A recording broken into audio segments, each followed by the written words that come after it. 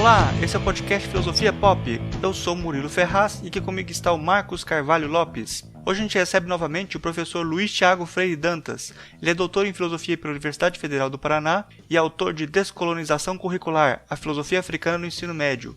E ele é um dos entusiastas da filosofia africana no Brasil. O professor Luiz Thiago já participou do Filosofia Pop número 22 sobre Marcien Toa. Esse é o nosso episódio número 58 e hoje falamos sobre filosofar desde a África. Assine nosso canal no YouTube em youtube.com/filosofiapop. Siga a gente no Twitter no @filosofia_pop e curta a nossa página no Facebook em facebook.com/podcastfilosofiapop, tudo junto. Você também pode mandar um e-mail pra gente no contato@filosofiapop.com.br. Assine nosso feed no seu celular para receber os episódios assim que eles forem lançados. Tem um guia lá no site explicando como fazer isso. O Filosofia Pop é um podcast que aborda a filosofia como parte da cultura. A cada 15 dias, sempre às segundas-feiras, a gente vai estar aqui para continuar essa conversa com vocês.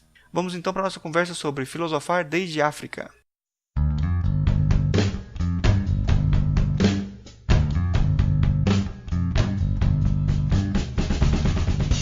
Hoje a gente recebe aqui, novamente, direto de Vitória, o professor Luiz Thiago Freire Dantas, que terminou o doutorado dele em filosofia. Ele já participou aqui com a gente do Filosofia Pop número 22 sobre o Marcien Toa, e agora terminou o doutorado dele e está aqui participando com a gente hoje e para falar sobre pensar desde a África. E eu já começo perguntando aí para o Luiz Thiago, como filosofar desde a África? Obrigado pelo convite de participar novamente desse podcast, né? Foi muito boa a primeira experiência lá no Falando sobre Marcien Toa, e agora voltando para falar agora dessa minha tese, que foi bem cansativa, assim, no sentido de me fez pensar, ler muita coisa, assim, para desenvolver um bom argumento, né? Principalmente por causa da grande enfrentamento que há no Departamento de Filosofia. Então, fico muito feliz de estar esse espaço aberto para falar dessa tese, que foi não importante não apenas para mim, mas eu acho que para várias pessoas que pesquisam o tema ou têm interesse pelo tema, assim. Então, a pergunta, né, acho que a pergunta que move toda a tese em si, como filosofar desde a África, é uma pergunta que me colocou desde o começo, quando eu pensei em escrever, né, sobre tal tema, porque eu não queria pesquisar a filosofia africana no sentido de uma reprodução de saberes ou de outras filosofias que haveria no continente, e aqui fica o meu passivo. Eu queria pensar a África como fosse um elemento filosófico que possibilitaria, né, um fazer filosófico, mas a África no sentido que algo estava enraizado em mim. No sentido de que, como nós estamos na diáspora, pensar a África não como elemento fora, mas interior. E como no interior motiva alguns vocabulários, alguns gestos, algumas metodologias que possam remeter a esse ancestral africano. Então, filosofar desde a África é colocar a África plenamente não como um polo passivo de investigação filosófica, mas aquilo que influencia o modo de pensar mesmo.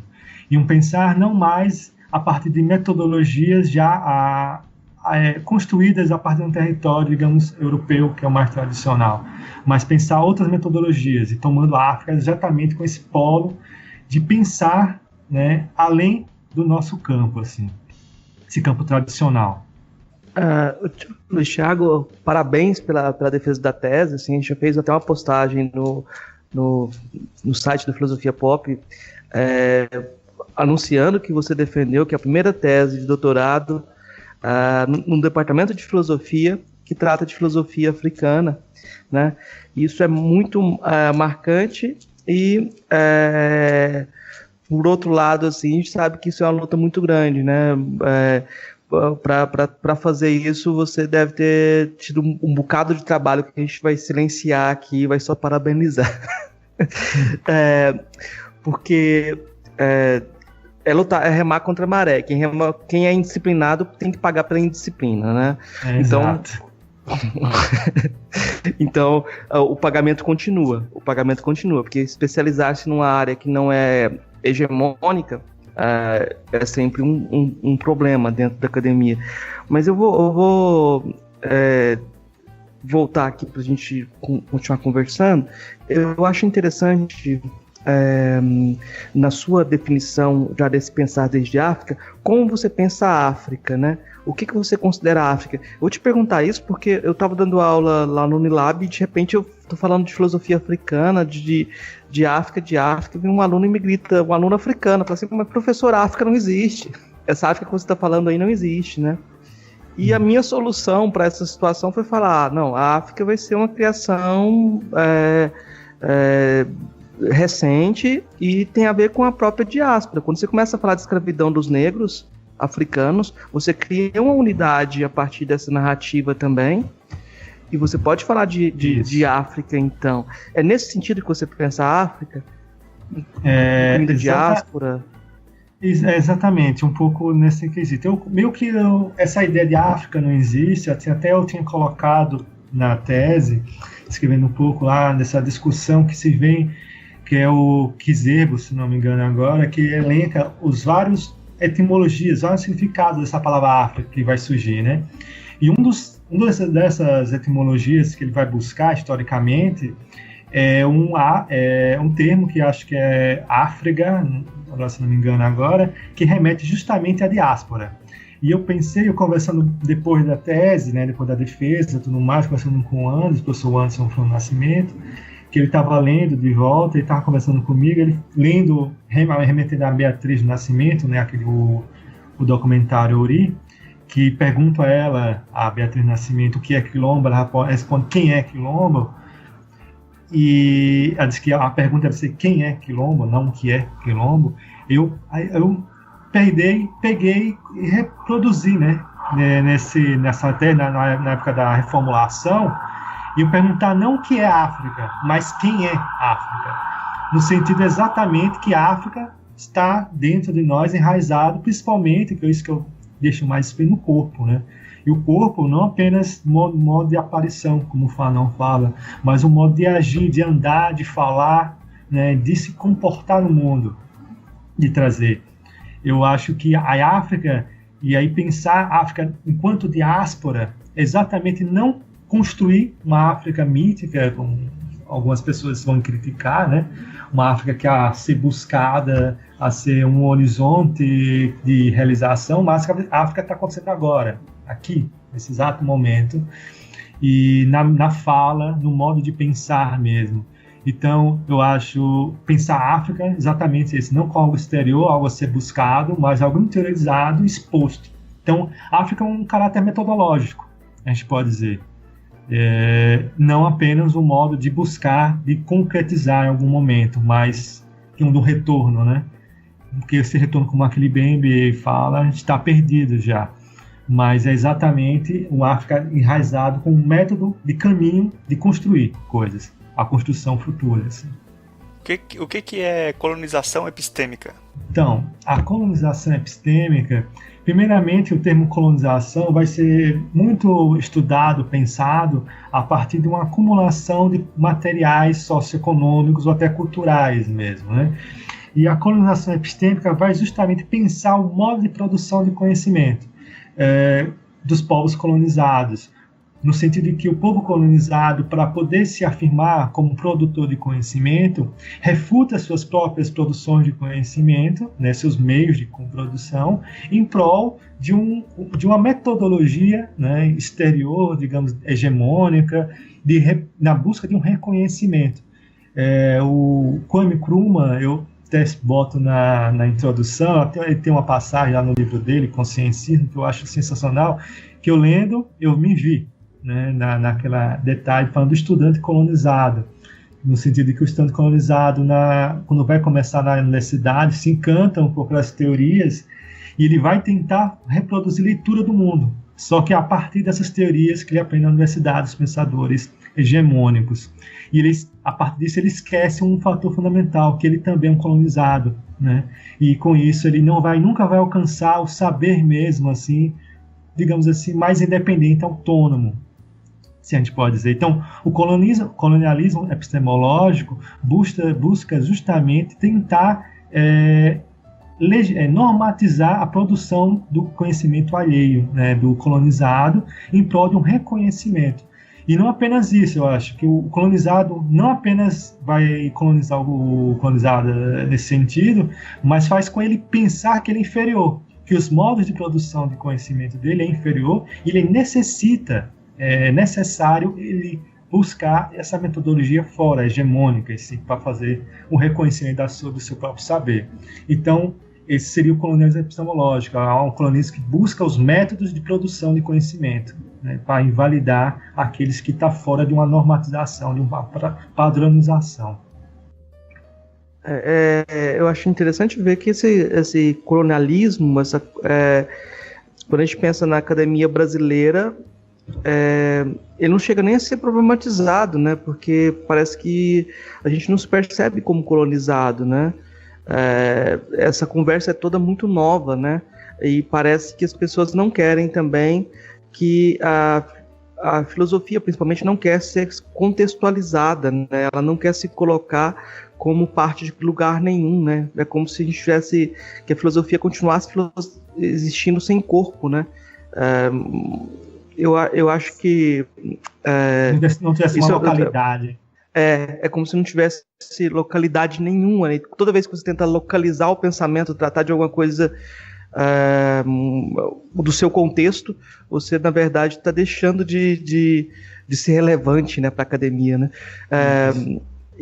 Assim, eu acho que quando você faz esse trabalho dentro da Academia de Filosofia, eu vou te perguntar como você percebeu a colonização epistêmica na sua formação nessa trajetória do doutorado aí. É uma pergunta para você contextualizar o seu trabalho dentro desse jogo de colonização epistêmica. Então, é muito peculiar essa pergunta, que revela um pouco minha trajetória acadêmica, né? Que foi quando eu comento assim com alguém, as pessoas se espantam, porque eu entrei em filosofia muito influenciado pelas filosofias do Nietzsche e do Sartre, né? Aquela juventude, pegando para começar. E um dos temas que me chamaram a atenção logo quando eu entrei foi o tema do niilismo. E eu queria pesquisar essa questão do niilismo, precisando da questão do nada. E um dos autores que me chamaram a atenção para pesquisar sobre isso foi o Heidegger. Então, minha graduação, meu mestrado foi em cima do Heidegger, né? E principalmente o mestrado foi sobre o niilismo no Heidegger, pesquisando. E aí esse processo, exatamente, e aí eu tinha uma tentativa de dependência de pensamento, como até o Kuhlmann vai falar, né? De tentar ler mundo a partir dessa metodologia heideggeriana, a partir do niilismo que eu queria pensar, né? O que seria essa superação do niilismo que o Heidegger coloca.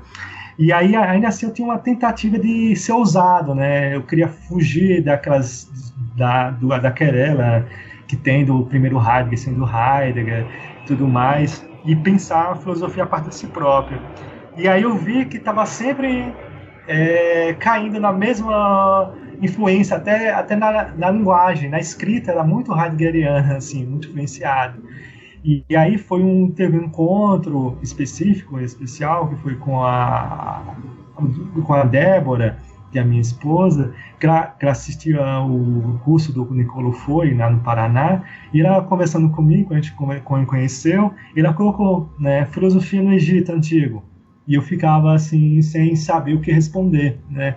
Justamente naquela influência, né, colonizada de que a filosofia é de origem europeia. E ela começou a questionar, e eu fiquei meio sem saber responder para ela, e ela foi que ela me encaminhou, assim, me apresentou o pessoal do NEAB, lá do Paraná, e tem um grupo de estudo estudando, estava traduzindo o livro do Albenga, né, assim, estudando francês e traduzindo o livro do Albenga.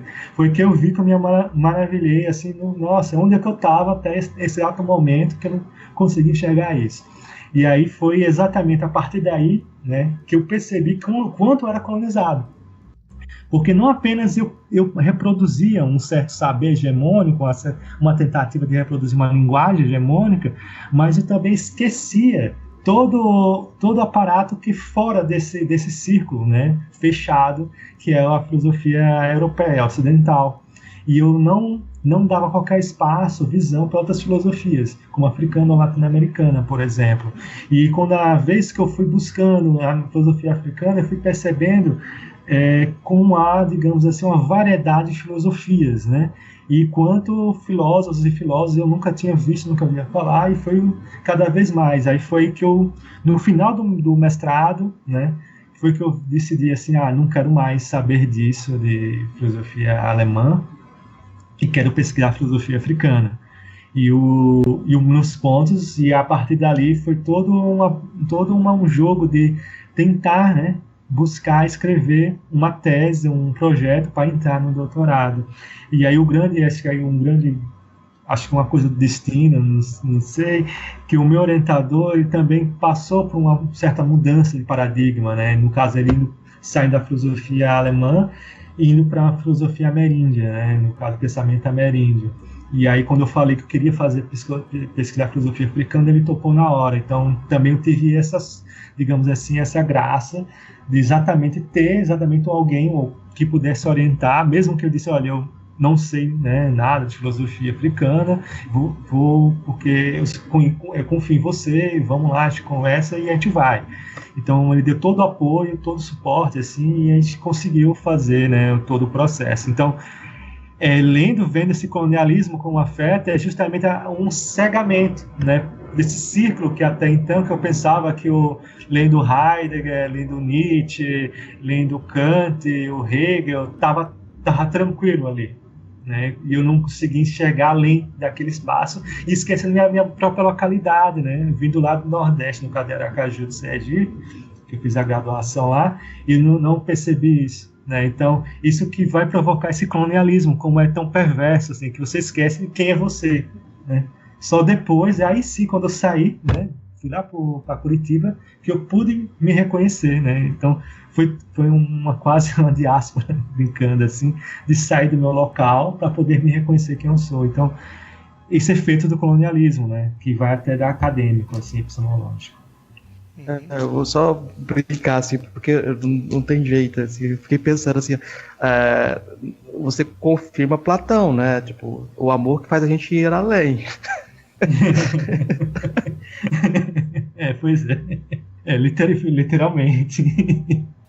Bom, você falou aí de passagem, que você começou por uma provocação da sua namorada na época, né, eu acho que você disse, sobre o Egito. E qual que é o lugar da pesquisa sobre o Egito nessa sua busca para a identidade africana, assim, para aprofundar mais sobre isso? Então, a questão do Egito, eu fui pensando, assim, principalmente no segundo capítulo, que eu pensava um dos temas que eu fui pensar a questão da identidade africana e como discutir, porque em si a identidade, o colonialismo vai afetar, a gente está em construir, e isso é um pouco o que Rano fala, né, que a colonialidade vai produzir novas identidades, né, novos modos de pensar, por exemplo, reduzir toda a variação cultural, linguística de vários povos em um termo só, no caso africanos, os povos africanos e um termo negro, os povos ameríndios e um termo índio, né? E assim se torna com o europeu, o espanhol, o português, deixa assim um espaço geográfico para criar uma nova identidade. E eu pensei, então, como essa identidade africana vai ser tentada pelo colonialismo sendo forjada, sendo construída, como modo de construção, de domínio, de controle, porém, como essa identidade escapa dessa essencialização. E aí, a partir disso, eu pensei no primeiro momento, tomando três dimensões para pensar, para criticar essa noção de África, dimensão africana. No caso, seria a história, a metafísica e a raça. E aí, o Egito aparece justamente na primeira dimensão, a histórica, e a segunda dimensão, a metafísica. Na primeira dimensão, a histórica, é pensar, porque se a gente for pensar alguns filósofos africanos, tipo Bidimar, o próprio Achille Mbembe, eles vão refutar a necessidade de um retorno ao Egito Antigo para a afirmação, né, da sua própria identidade, do seu próprio posicionar-se no mundo. Né? Pensar agora a África mais além, sua construção futura, não precisar retornar ao passado, né? Em busca de mitologias, como Achille Mbembe vai falar.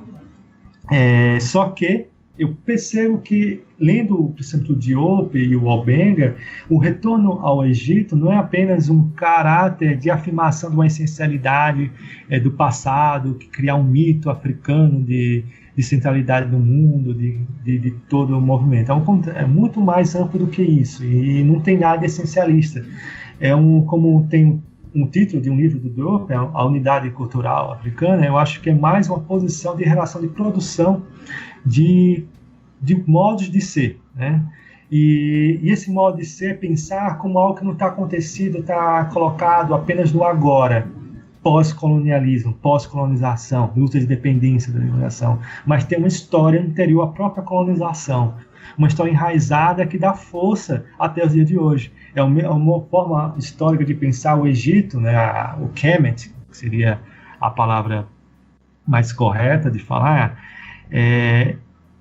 o Kemet como algo que está colocado sempre desde já, não é algo que está no passado imemorial, que é impossível de retornar, mas esse Kemet, né, pensado desde agora. Como os ensinamentos de Kemet são pensados, influenciados na produção de hoje em dia, né, dentro das suas limitações, dentro das suas peculiaridades, mas pensar justamente o Egito, que vai entrar com o Diop, com o Albenga, com a missão histórica cultural, né, de pensar a produção de hoje, uma autonomia, né, é o que o Césaire vai falar de retomada da iniciativa histórica, né, de pensar isso.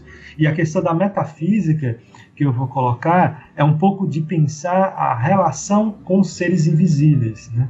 Essa relação com os seres está sempre acontecendo. Então, o Egito já colocava esse ponto dessa relação. Então, metafísica não seria algo que o Ocidente vai colocar que em busca de um princípio primeiro ou de um progresso que ao ser alcançado em um futuro qualquer, né, de uma recompensa qualquer, mas pensar a metafísica, aquilo que se relaciona com o invisível, né? Não apenas algo que está fora do campo físico do movimento, além do movimento, mas aquilo que está relacionado com o invisível. Tiago, eu acho que quando você fala do Egito, eu acho interessante também quando você pensa na concepção de tempo africano, né, que tem essa busca pelo início, pela origem, né? Diferente da narrativa de progresso. Então parece que essa concepção de tempo também implica na valorização do Egito também. Você acha? Exato, também. Exatamente, exatamente. A gente vai pensar, né, a ideia de tempo, o Ocidente vai construir justamente um tempo algo linear, vai sendo calcado cada vez mais a modernidade, né, ocidental, como fosse algum progresso linear de buscar um tempo que acontecendo a partir de vários agoras ou de partir de uma temporalidade, né, estática que vai sendo construída com a vivência, né, com a existência em si. O Egito vai colocar a temporalidade não apenas com algo a ser alcançado, né, que vai ser alcançado no futuro qualquer, mas a partir do tempo ancestral, né. Isso vai remeter um pouco, a gente for pensar um pouco da Maat, né, da deusa Maat, que ela vai colocar um peso, né, no coração, que os mortos, né, vai medir o coração através da sua balança, verificar se ele ser mais leve ou mais pesado com a pena, para ser conduzidos pelo rio lá dos mortos.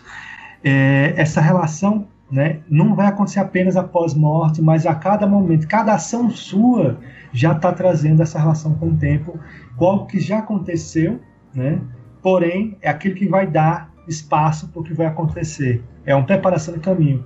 Por exemplo, eu estou aqui, né, nesse momento falando para vocês, mas ao mesmo tempo esse caminho que eu estou preparando o caminho para algo que vai vir, que vai acontecer ainda. E esse algo que vai acontecer está remetido justamente com aquilo que eu já passei. Então, o tempo, se a gente for pensar um tempo circular, né, mão circular não que chega não tem nem início nem fim, mas é o que está acontecendo a todo momento. Ou seja, um círculo contínuo, né, que está sempre trazendo aquilo que foi e aquilo que vai acontecer, né? Então, é algo que sempre vai, assim. Você vê algum parentesco com relação entre essa noção egípcia de Maat e a ideia do Ubuntu? Então, um dos poucos vezes eu percebo isso, e foi uma das tentativas, né, dessa pensar a identidade africana a partir da metafísica, que, como falei, é na parte dessa relação com o invisível, que o Ubuntu, dentro da... aí, no caso, eu vou interpretar a partir da filosofia do Mugabe Ramose, né, a leitura que ele faz de Ubuntu. E é justamente, o Ubuntu vai fazer essa relação com os viventes, né, com os não viventes, que seriam os ancestrais, e aqueles que estão por vir, os que ainda vão nascer. E essa temporalidade, junto com uma arte, né, que vai justamente fazer esse círculo se movimentar, vai estar bem mais explícito nessa relação, nessa comunidade africana Ubuntu, né, que o Ubuntu vai regular. Ubuntu não apenas com uma ação ética, que é algo que vai ser conquistado, assim, né? Como eu falo, uma comunicação. Você é algo comum que se unifica a partir dessa comunidade. E essa comunidade é formada por essa tríade. Então, eu penso a relação de Maat, que vai dar toda a relação com o coração, né, que é o ponto principal, que aí tem o termo Ibe, né, que é um dos termos que o Egito Antigo vai colocar, um dos conceitos para remeter ao coração, Ibe, que aí o Amenenop, se não me engano, vai falar justamente que o homem intemperoso, né, que não tem,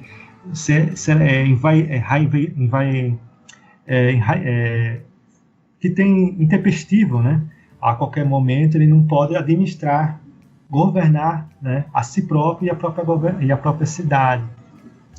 E o Ubuntu, fazendo essa ligação com o Ubuntu, eu vejo justamente nessa ligação que está sempre remetida a uma comunicação com a comunidade, uma comunicação que não é apenas algo harmonioso, no sentido de paz, mas a partir do conflito mesmo, a partir do conflito que gera uma harmonia, porque, como o Mugabe Ramose fala, a ferida que às vezes causa uma comunidade não tem que ser remetida apenas àqueles que viveram, às vezes essa ferida conduz até aqueles que ainda vão nascer. Então essa luta é algo que pode ser constante. Então a harmonia, para ser alcançada, vai ser não apenas no tempo presente, mas também, às vezes, no futuro e a partir do remédio do passado também, né? Então, eu penso a relação justamente de Maat com Ubuntu a partir dessa alegação, tanto com a ancestralidade e com aquilo que ainda está por acontecer. Eu acho que eu estou pensando no ouvinte que não tem a informação sobre o que é Ubuntu, né? Eu acho que eu queria que você definisse Ubuntu. E tem uma outra coisa também que eu acho interessante, que parece que quando você pensa em Maat no julgamento dos deuses, é um coletivo de deuses, né? Tem muitas vozes nesse julgamento também. Então é como se tivesse uma intersubjetividade também nessa dimensão. Exato. Né? Então eu queria que você comentasse também, definisse Ubuntu, porque eu acho que o pessoal talvez vai ter gente que não conhece o termo, e comentasse um pouco sobre essa dimensão também de intersubjetividade que está, inclusive, no julgamento, no juízo final egípcio, né? Então, Ubuntu seria uma compreensão de vivência dos povos, dos povos bantus, né, na grande maioria dos povos bantus. Seria uma categoria, se a gente for pensar, importante, e o Ubuntu quer remeter justamente a edificar a humanidade. Não apenas humanidade, isso aí que o Mugabe Ramose quer falar, não a sentido de humanismo, né, que ele vai refutar essa palavra humanismo como se tivesse um projeto final de ser humano pelo qual a gente tem que alcançar, mas humanidade no sentido de produção contínua do que é humano, né? Humanidade não é algo que vai ser alcançado num certo futuro, digamos assim, é o que está acontecendo agora, e é justamente esse acontecimento do agora que é aí que remete o Ubuntu nesse caráter comunitário, que vai tanto remeter sua ação remete tanto ao passado, com aqueles que já foram, né, o que se tornam os ancestrais, assim, quanto preparar o caminho para aqueles que vão nascer, né, que estão ali, que ainda vão vir, porém esses que vão vir justamente requer essa posição. Então, Ubuntu, se a gente for definir, é humanidade no sentido de construção coletiva dentro dessa comunidade, que busca uma comunicação em comum entre tanto aqueles que já foram, quanto os que estão agora, né, que são os viventes, quanto aqueles que vão vir. Então, eu acho que pensar o Ubuntu é nesse sentido, de humanidade. Já a partir dessa ideia de comunicação, bem lembrado, como o professor Marcos colocou, que é a ideia de Ma'at, desse final, né? Isso que o Macentoa vai colocar no livro dele, esse colocamento, porque ele vai contrapor a ideia judaico-cristã de que há um julgamento final de um Deus único, né, sobre as suas ações, se cometer os pecados, etc., que vai ser punido ou recompensado. Nesse campo, são 42 deuses, né, que têm um julgamento perante os mortos, a pessoa que morreu, e ele, a partir de ter um debate, uma discussão entre as suas ações daquele que está à sua frente, né? Então, há uma comunicação, e aí se coloca toda uma questão, de que não há uma hierarquia tão explícita como se supõe, né? Até pensando numa cosmologia grega, né? Que tem os Zeus, que teoricamente seriam os maiores deuses, tem toda essa discussão e briga, no caso, na cosmologia egípcia, há um primus inter pares, né? Ali uma conversa entre pares, né? Que não tem essa disputa no sentido de respeitabilidade de um senhor, de um mestre, de um mestre e um discípulo, né? Mas são todos no mesmo plano.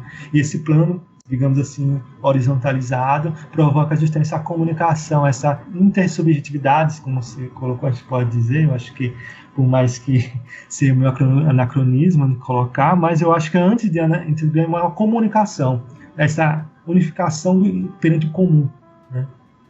Eu penso assim. Então, exatamente isso, esse pós-morte provoca essa comunicação não apenas do vir, do ser, né, do ser humano com a divindade, como fosse algo do sagrado profano, né? Nesse caso, não existe o sagrado profano, né? Todos têm um mesmo plano, digamos assim. Esse pensamento egípcio, assim, ele vai se confundir muito com essa relação dos deuses também, assim. Eu acho que seria importante até falar mais um pouco sobre isso, né, sobre os deuses. Talvez, Thiago, talvez seja interessante assim, só mostrar que o lugar da teologia aí não é tão separado da filosofia, não seria sim. Por aí, eu acho. Então, isso aí é um pouco, né, que se tem, que a produção da filosofia egípcia, ela vai justamente ligada com esse caráter teológico, né? Isso não quer dizer, como você vai encontrar alguns livros didáticos de introdução à filosofia, que a ideia de a filosofia grega surgiu justamente por causa desse rompimento com o misticismo, com o sobrenatural, né, com a ideia do mito, aquelas coisas, e os outros saberes orientais, né, orientais, bota o Egito muitas vezes como parte do Oriente, não o africano, mas como tivesse muito ainda preso esse caráter prescritivo da teologia com apenas algo moral, né? A relação com a teologia também, entender também o modo que a gente vai entender teologia, né?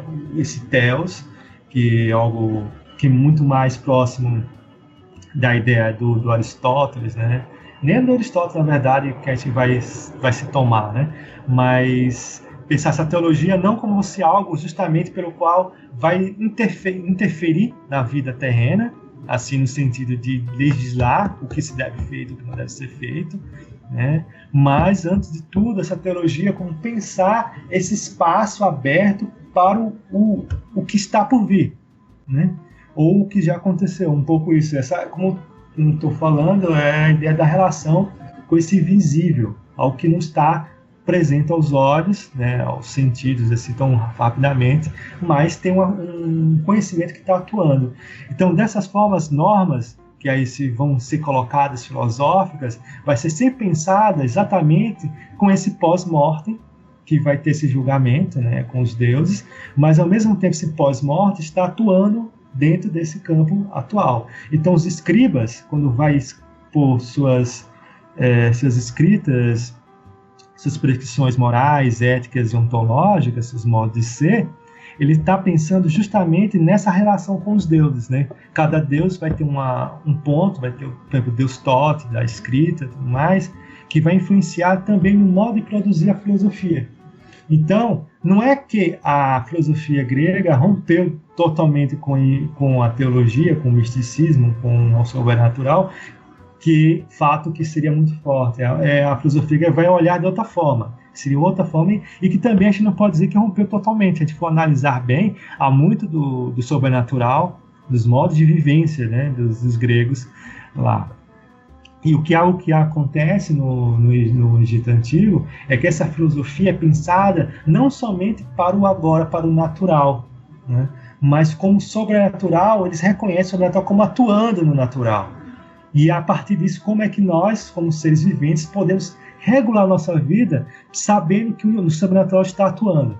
Então, como é que vai pensar as coisas? Como é que está a origem das coisas, o que é o bom, o que é o mal, o que é o bem, o que é o mal, digamos assim, se os divinos estão aqui atuando, né, com a gente, não é algo separado de nós, né? Que é a ideia do politeísmo, cada um tinha seu próprio Deus ligado, mais propriamente fechado, e que está ali atuando. Não seria algo que estaria acontecendo, que vai ser alcançado depois. Está atuando naquele exato momento. Então, pensar essa relação da filosofia e teologia no Egito Antigo é pensar a teologia como atuando, como o invisível atuando no campo do vivente, né? O que está ainda a acontecer, atuando aqui no agora, nesse exato momento. Eu acho que aí até a colonização epistêmica, o colonialismo epistêmico acontece, porque a gente usa o termo religião para falar de um monte de coisas que são bem diferentes, né?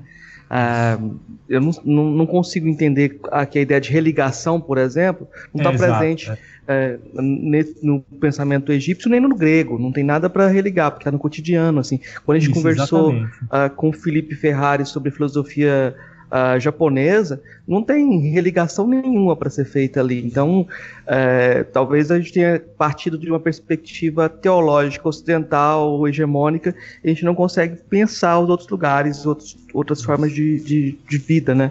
Mas eu não vou nesse caminho, porque eu quero fazer pergunta cabeluda aqui, tem uma mais difícil aqui, sobre identidade racial, né? Você tem todo o percurso de reflexão da negritude, Toa, Mbembe, e depois desse percurso aí, faz sentido afirmar a existência de identidade racial?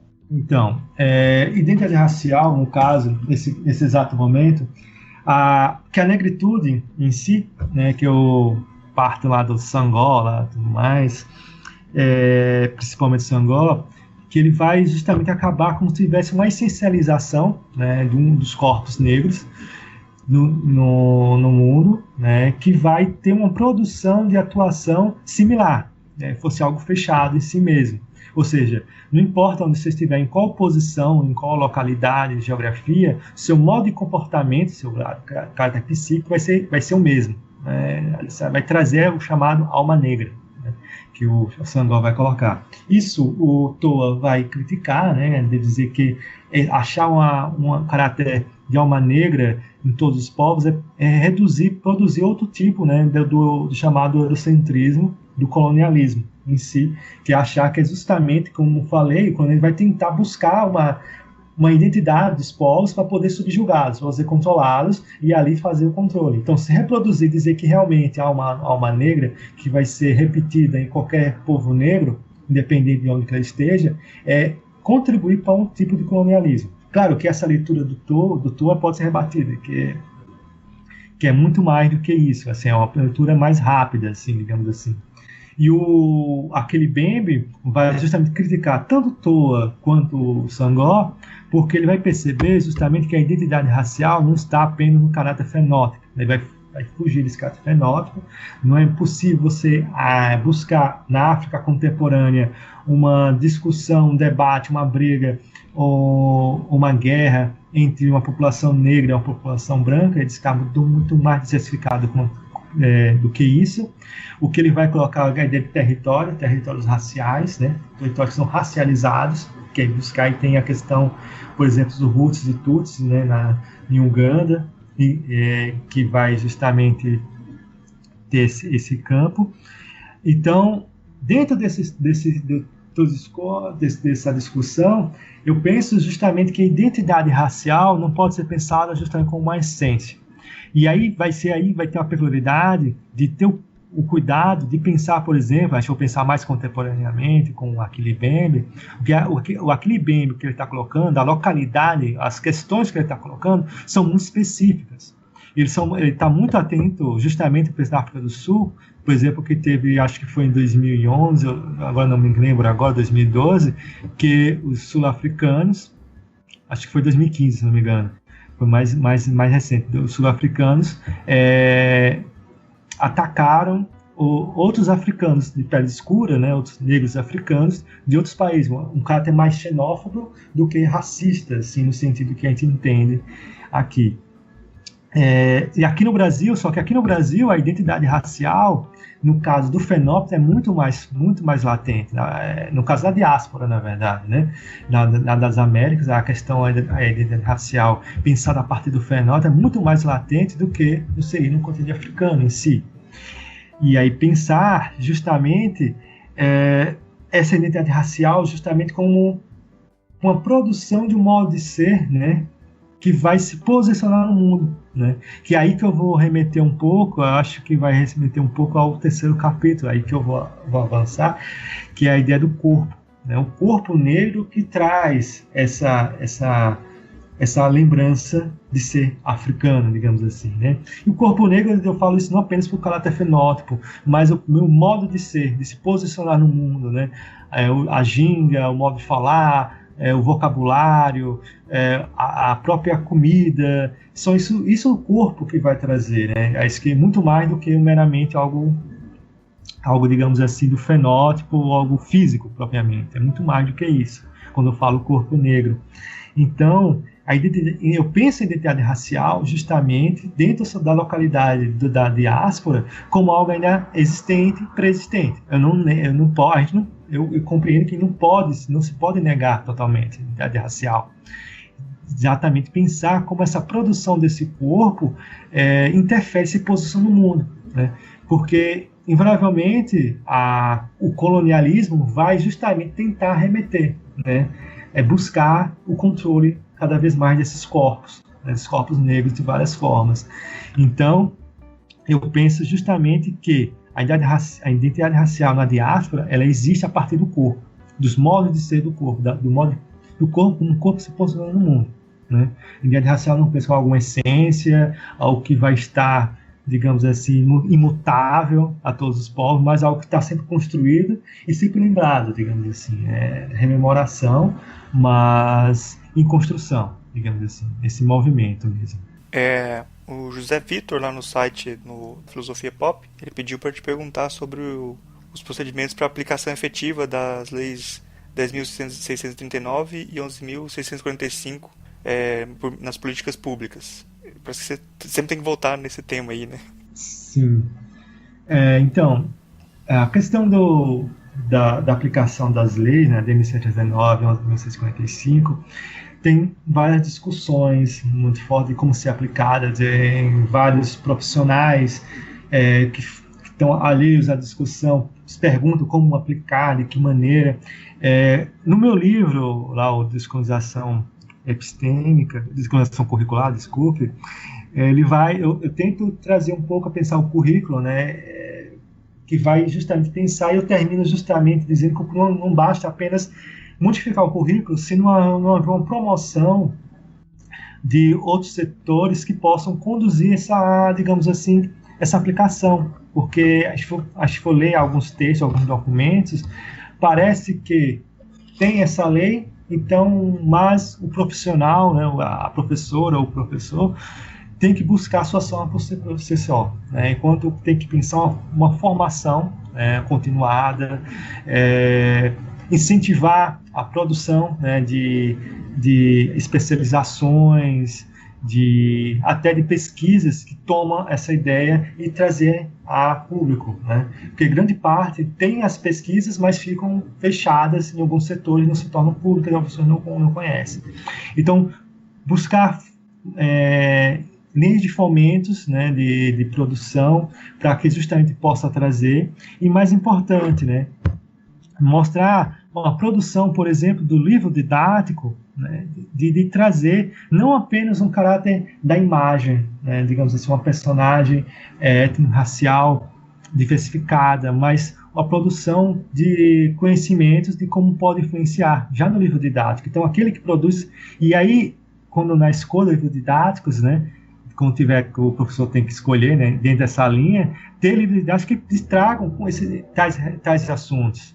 Por exemplo, quando eu estava lá em Curitiba, no ensino, eu estava ensinando lá no ensino médio, lá, e eu estava folheando lá nos textos, e aí numa revista lá de filosofia, fui passando e vi lá o artigo do professor Renato Nogueira falando sobre o Egito Antigo, e aí eu peguei e apliquei em sala de aula a partir daquele texto lá.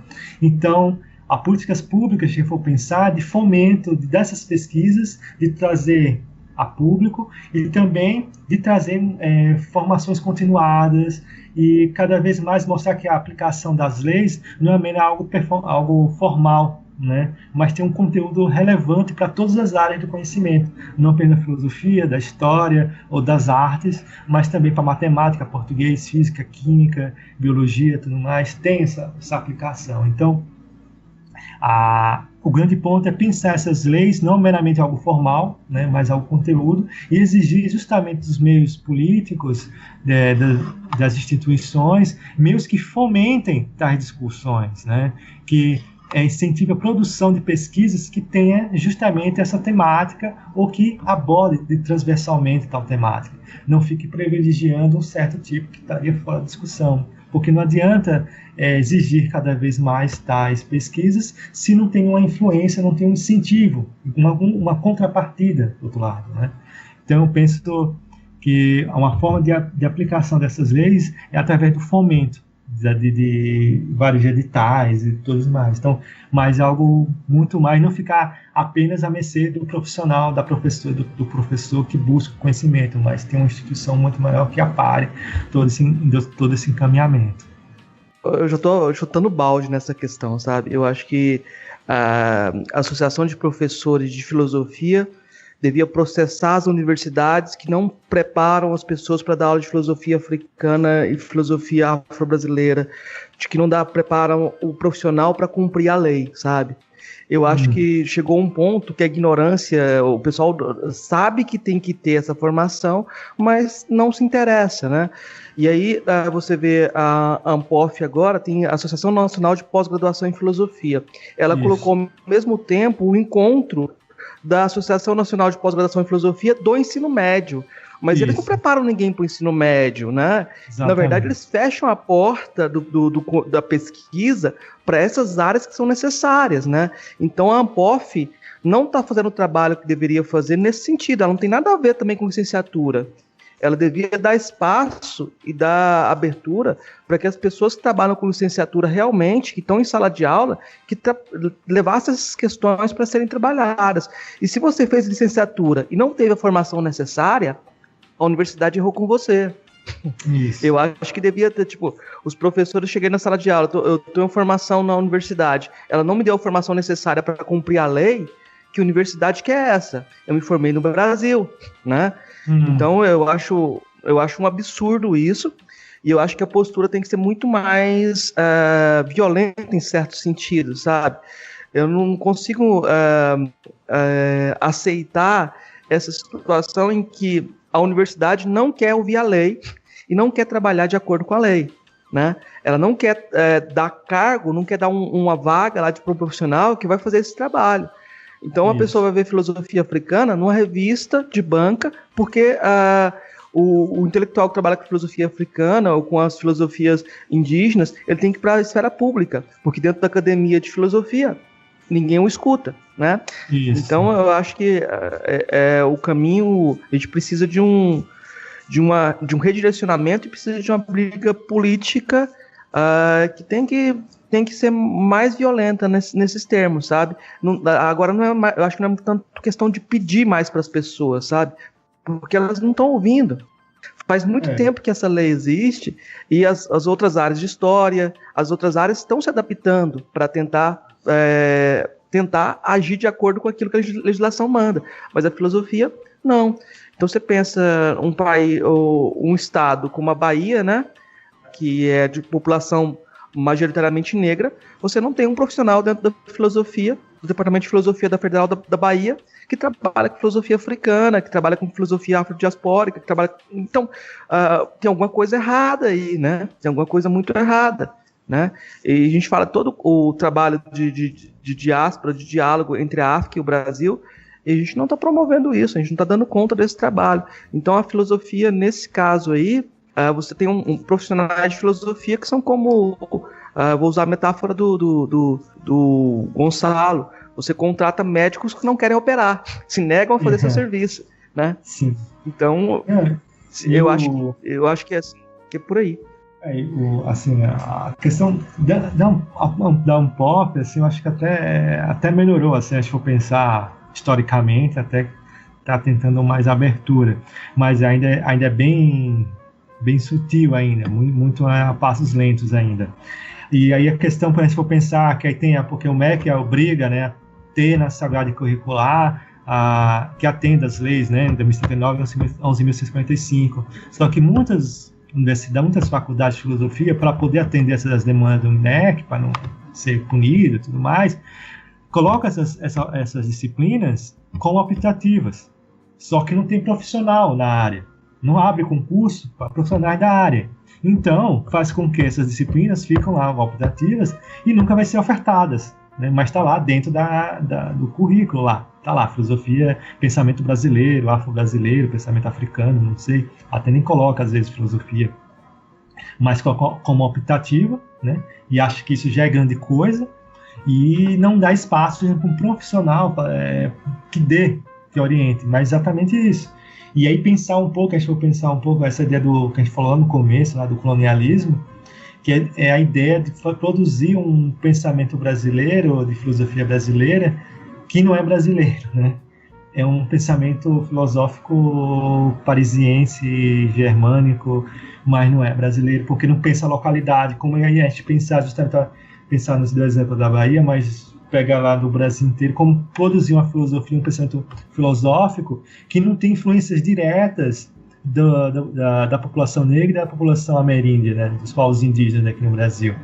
Aí fica remetido, tem uma citação que eu acho muito legal, que é do Miguel Reale, de um artigo que ele fala lá a filosofia como autoconsciência de um povo, e nos trechos ele fala justamente isso, né? Malgrado, desculpe, assim, eu reconheço as influências dos povos africanos, dos povos ameríndios para a grande democracia racial do planeta, mas tirando alguns panafricanistas, nós não devemos recusar, né, o pensamento, a fonte da nossa paternidade, né, nossas linhas mestres do nosso pensamento greco-latino, né? Então, isso é um pouco simbólico dessa ideia de pensar da filosofia, né? Porque existe o saber e tem filosofia. Que a filosofia brasileira só é possível dentro dessa tutela da hegemonia que tem, né? Da filosofia hegemônica. Então, e não fazer uma filosofia com esses, digamos assim, influência africana, afro-brasileiras e ameríndias, né? Então é exatamente isso, assim, é muito mais grave, assim, muito mais difícil de executar. Marcos, você tem mais alguma pergunta pra gente fazer hoje? Não vou fazer pergunta hoje não, depois a gente conversa novamente, porque tem toda uma tese para ser dissecada ainda. Eu acho que, pelas respostas que a gente teve até agora do pessoal, todo mundo está muito interessado no seu trabalho, Thiago, então eu acho que a gente vai chamar logo você para conversar de novo, e eu acho que é necessário também, né? A gente está com a proposta de fazer sempre as três mesmas perguntas para os convidados, pra gente guardar depois para um episódio especial com as respostas e tal. A gente vai juntar isso em algum episódio futuro, que a gente ainda não sabe quando. Certo. E as três perguntas. A primeira pergunta é: o que é filosofia? Responder assim? E a resposta breve. São respostas mais... Bom, vou tentar. Assim, a filosofia é um posicionamento no mundo a partir de um diálogo entre diversos conhecimentos. A segunda pergunta é: qual é a filósofa ou filósofo que mais te impressionou daqueles que você conheceu pessoalmente? Então, dentro todo esse movimento todo, não posso deixar de dizer, né, que foram três, digamos assim, né? Que é o Renato Nogueira, o Anderson Nascimento e o Eduardo Oliveira. principalmente porque foram grandes influências, assim, referenciais teóricos do modo de produzir essa filosofia, justamente, como estou falando, pensar das influências africanas e afro-brasileiras para o nosso modo de fazer filosofia, né? Pensar outras metodologias, pensar outra história que não seja apenas aquela que tem uma única voz, mas que produza múltiplas vozes. Então, esses três filósofos contribuíram bastante para mim, para eu pensar, e, assim, até na escrita dos textos eu sempre tomo eles assim como pontos primordiais. E a terceira pergunta é: qual que é a sua filósofa ou filósofo favorito? Então, se vocês perguntassem isso há uns 8 anos, 10 anos atrás, eu ia dizer o Nietzsche. Só que agora eu afirmo assim, que foi uns que me mudaram assim, muito, até que me influencia bastante, que é o início da minha tese, a epígrafe da minha tese lá. Quer dizer, na epígrafe não, a epígrafe da introdução da minha tese, que é o Fanon. O Frantz Fanon foi que a escrita dele, o modo dele se posicionar, assim, que me influencia até de hoje. Assim. Bom, a gente já teve uma trajetória bacana aqui nesse episódio, acho que a gente pode partir para as indicações, então.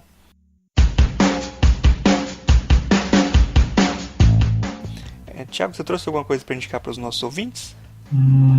Então, eu vou indicar, eu nem sei se é bom para indicar, porque já teve até o podcast, né, que eu entendi, foi do Muniz Sodré, o Pensar Nagô, do livro dele, porque é um livro que eu estou lendo também, estou sempre com ele na bolsa, sempre lendo e sempre trazendo coisas assim na minha cabeça.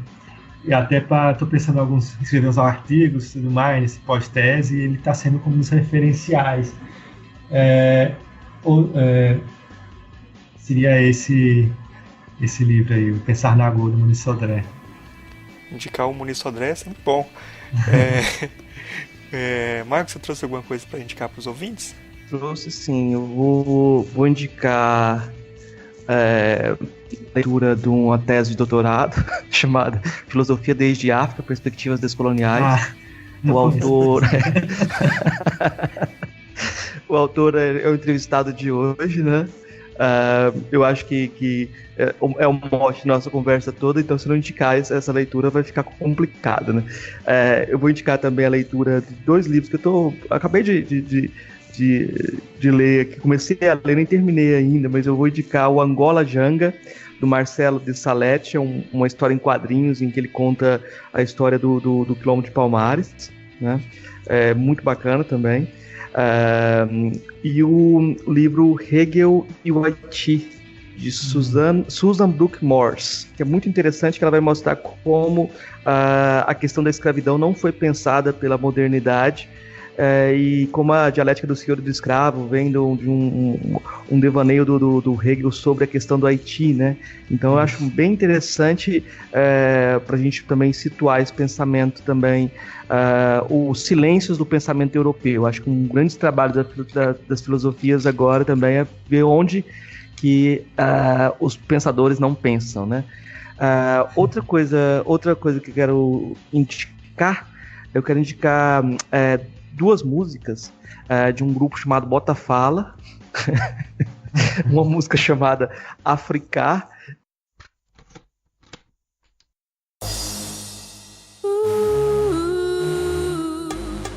Lazinho com você.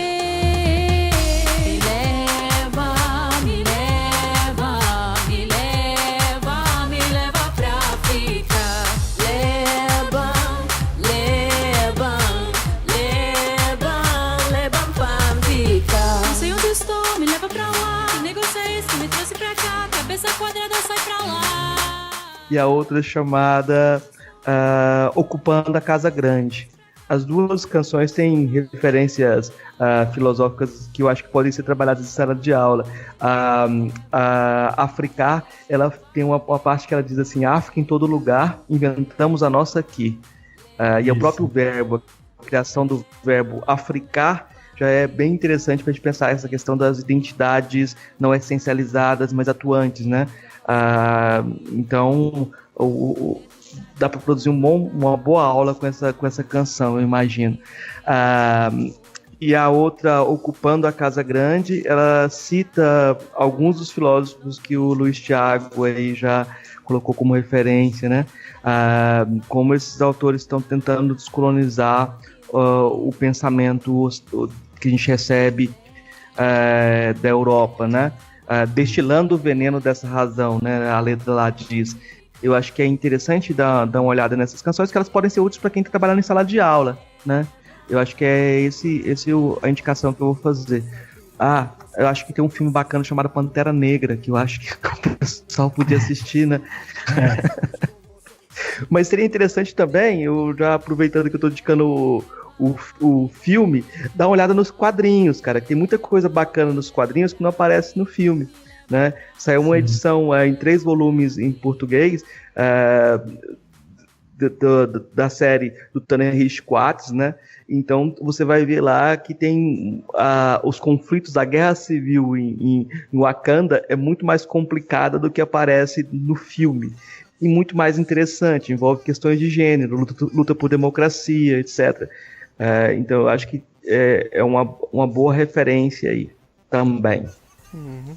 Bom, a gente está chegando aqui no final desse episódio e eu vou abrir o espaço aí pro Thiago fazer as considerações finais e falar o que você quiser, divulgar algum trabalho, alguma coisa, o espaço é aberto aí para o que você quiser falar. Eu quero agradecer novamente ao Murilo e ao professor Marcos pelo convite de estar de novo aqui no Filosofia Pop. Fico muito feliz, né, de estar esse caminho aberto de falar.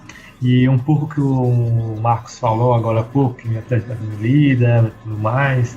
Eu fico bastante feliz porque foi uma tese, assim, difícil, mas prazerosa, assim. Eu não posso reclamar, assim. Muita gente reclama do processo de tese, escrever de tese, que dá muita dor de cabeça. Eu posso dizer que foi bem prazeroso escrever. Claro que eu modificaria muita coisa hoje, se eu fosse começar de novo. Já modificaria outras coisas, eu acho que faltaria outro capítulo, eu acho que tá para fazer. E eu quero dizer que essa tese, assim, é minha no sentido do caráter mais formal, acadêmico e tal, mas eu acho que ela ultrapassa, assim, eu acho que não é minha mais. Eu acho que uma vez que está pública, tá para todo mundo para ver. Eu acho que espero que, eu diga assim, se influenciar uma outra pessoa que venha fazer uma outra tese, já eu fico feliz, assim, para mim, que eu acho que já foi, assim, o resultado dela já se foi. E eu fico bastante feliz dessa recepção e espero que realmente seja um modo de pensar da pessoa, de uma estudante que vai entrar pensando fazer uma pesquisa, seja no mestrado, seja na graduação, seja no doutorado, ele pensar, não dá para fazer filosofia africana, dá sim. Se não te coloca por outros detalhes, mas é possível você fazer uma tese sobre filosofia africana, né? Então, isso que me deixa mais contente de ver esse diálogo que está havendo, esses interesses totais que realmente trouxe, né, a animação para outras pessoas. Poxa, a gente agradece muito aí a disponibilidade de aparecer aqui e a porta está sempre aberta para você voltar sempre. Acho que a gente vai fazer até novos convites aí para você, né? Não, só uma coisa, eu acho que o Thiago também oferece mini curso sobre filosofia africana. Então, o pessoal do Brasil inteiro quiser chamar, pagar a viagem para ele, pagar o preço. Né, claro, tendo convite, como eu tô morando agora em Vitória, comecei agora sendo substituto no IFES daqui, né? Então também tá possibilidade e de convidarem para fazer algum mini curso e tudo mais. Sempre estou aberto aos convites e vai ser muito grato para mim, né? Trazer um pouco, explicar um pouco, fazer essa conversa, né? Eu acho que não é apenas eu não ter um saber, né? Não ser especialista. Eu tô fugindo da ideia de especialista, né? Eu tenho um conhecimento sobre uma coisa que está me interessando, mas não sou especialista no sentido fechado do termo, né? Mas eu sou aberto à conversa e à aprendizagem, sempre com os diálogos, sempre. Doutor agora é especialista. Essa não. Não tem como fugir, né? Não, ele não erra mais, né? Só se engana agora. Bom, muito obrigado aí, professor, que foi muito bom a conversa aí. Até a próxima conversa. Obrigado. Valeu, abraço. Abraço. Estamos chegando, bota fora, tá?